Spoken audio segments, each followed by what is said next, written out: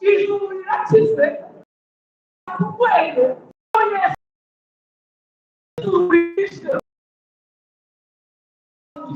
iyajwa akoresha amagambo abiri. Ijambo rya mbere akoresha ijambo rivuga ngo urifuza ko bikugirira kubera ko azi ko byose bigize.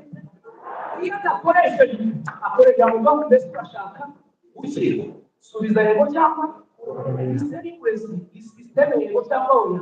Ariko kwirisha ibintu byabonetse ese abantu bafite ibonetse ari ibintu by'imirongo birebire no kuzamura poroviziyo wagiye ko cyangwa ukuvuga ngo subiza yego cyangwa ese barambwiye ngo urashaka gukira, subiza yego cyangwa yasubije.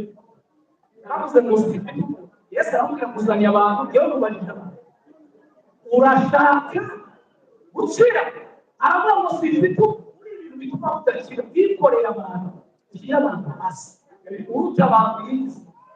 Yesu aramubwira ngo reka abakobwa bari hano.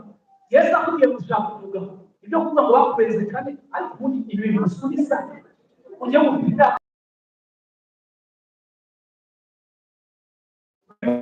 Kigali ibyo by'ibanza Yesu akubashe gushaka isuku vitasiyo irakorwa nyabuzi.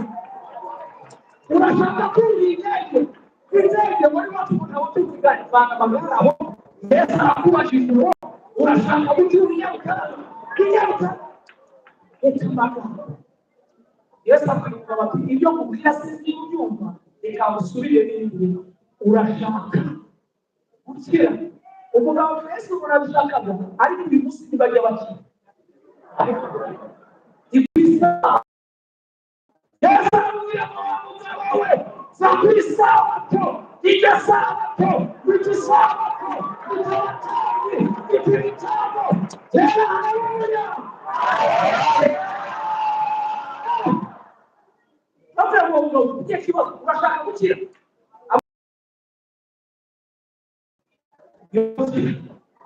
ndayazi amasaha arekeze ndayazi. Yesu aramubwira ngo dutibiye tukamasaha dutibiye zakuyaka zakubitejana zakumasaha urashaka gukira. Yesu yamureze abona amasika yakoranyeho kubera imyaka amaze arwaye. Yesu akoresha itegeko aramubwira ngo nzimuzana nawe kwibuka rero imyaka 38.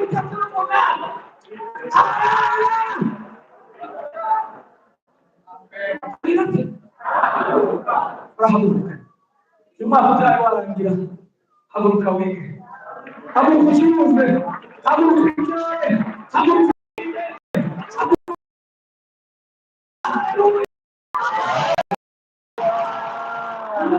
Yesu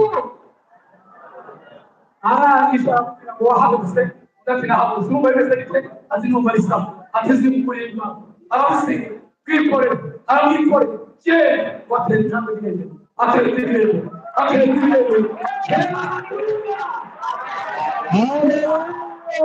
Lucas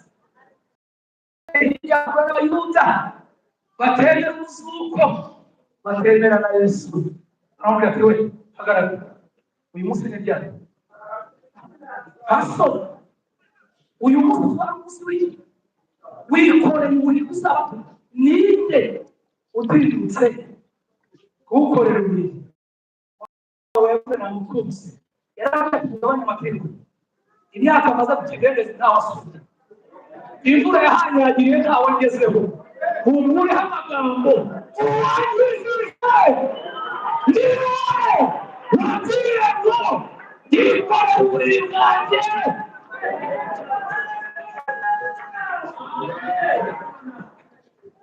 ngana ku musozo bitumye nibuka umugore warwaye imyaka 10 n'ibiki yarwaye imyaka 10 kandi yarwaye yari maze ngo yavaga amaraso adakama